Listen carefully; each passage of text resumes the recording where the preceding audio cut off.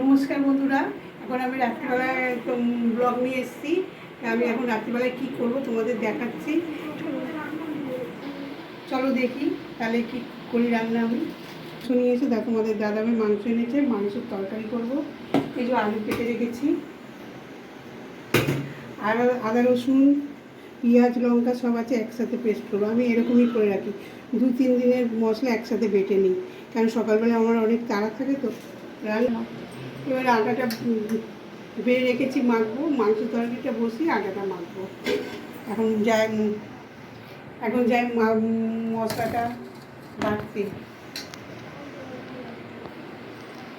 মশলাটা বাটা হয়ে গেছে, তো হাঁড়িতে দেখছেন, এটা আমাদের ছোট্ট সোনা চিনুর সিদ্ধ করে রেখেছি। আর এখানে একটা অল্প একটুখানি চিকেন, কি বলে রে, দিয়ে শুধু রান্না এটা, হ্যাঁ, জল ছাড়া। তেলটা গরম হয়ে গেছে, আলুগুলো ছেড়ে দিই। আলুগুলো ভাজতে বসিয়ে দিয়েছি, ভাজাটা হোক।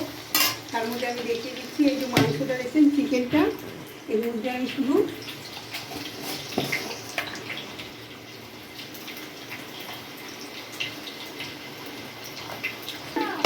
দিয়ে দিচ্ছি। তার মধ্যে এখানে তুমি শুধু নুন আর হলুদ দিলে, তাই তো মা? না, টক দই দেবো একটু। ও আচ্ছা আচ্ছা। এই বন্ধুরা দেখছেন, নুন দিয়ে দিয়েছি, হলুদ দিয়ে দিয়েছি, টক দই আর তেল দিয়ে দিয়েছি, সাদা তেল। এটা আমি মেখে নিই। মাখা হয়ে গেছে, এটা আমি একটু চাপা দিয়ে আগে আলু ভাজতে ভাজতে হলুদ দিয়ে দিচ্ছি আর নুন দিয়ে দিলাম। আলু ভাজাতে লাল লাল দেখতেই পাচ্ছি বন্ধুরা, আমার আলুগুলো ভাজা হয়ে গেছে।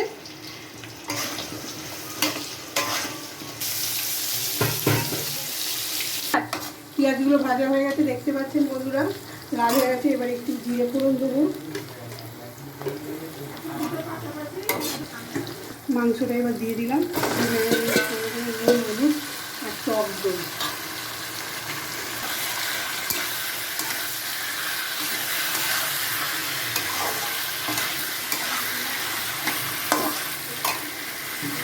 ভাজা ভাজা হোক, তারপর মশলা দেবো।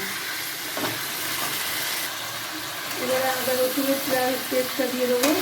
আদা রসুন কাঁচা লঙ্কা পেঁয়াজ পেস্ট, মাথা খারাপ করে দিচ্ছি। দিয়ে দিলাম জিরের গুঁড়ো, ধনে গুঁড়ো, আদা রসুনের পেস্ট, নুন আগেই দিয়ে দিয়েছি, হলুদও দিয়ে দিয়েছি।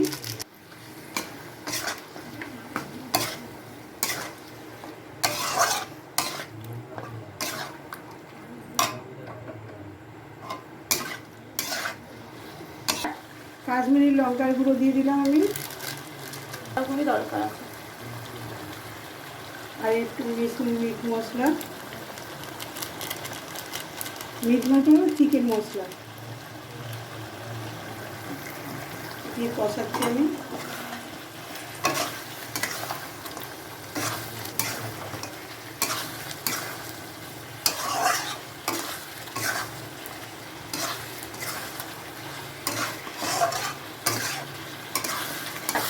একটু মশলার মধ্যে একটু জল দিচ্ছি,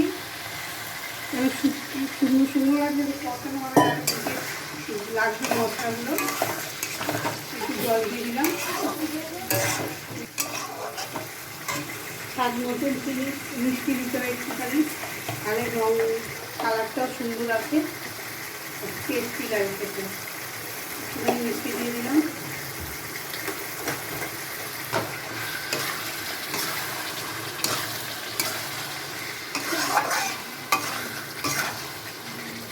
দিলে আর একটু ভালো মতন কষালে খুব সুন্দর কালার আছে, এবং খুব সুন্দর কালারটা এসছে, দেখতে পাচ্ছেন বন্ধুরা, খুব সুন্দর গন্ধ দিয়েছে। দেখুন কষানো হয়ে গেছে আমার, দেখতেই পাচ্ছেন তেল ছেড়ে দিয়েছে। কালারটা জাস্ট ওয়াও, খুব সুন্দর হয়েছে কালারটা। এবারে আলুটা দিয়ে দেবো মাংসের মধ্যে। মাংসের মধ্যে দিলে আলুটা খেতে খুব টেস্টি লাগে, আমার তো খুব ভালো লাগে, ওই জন্য আমি মাংস যখন বানাই তখন আলু দিই। আলুটা দিয়ে কষিয়ে নিলাম। এবার আমি জল দিয়ে দেবো, জল দেবো, কেন রাত্রে তো রুটি দিয়ে খাওয়া হবে। ওর জন্য জলটা অল্পই দেবো।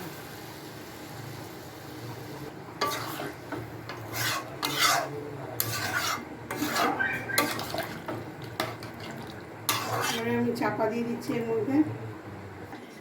আটাটা মাখা হয়ে গেছে, মাংস বসিয়ে আটাটা মাখা হয়ে গেছে। এবার দেখ মাংস তরকারি হয়ে গেছে।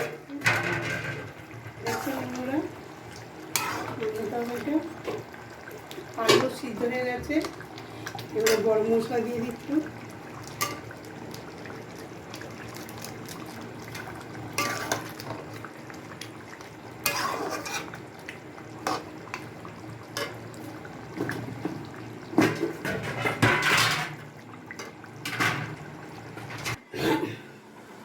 আমার এই রান্নাটা যদি সবার পছন্দ হয়ে থাকে তাহলে লাইক করবেন, কমেন্ট করবেন।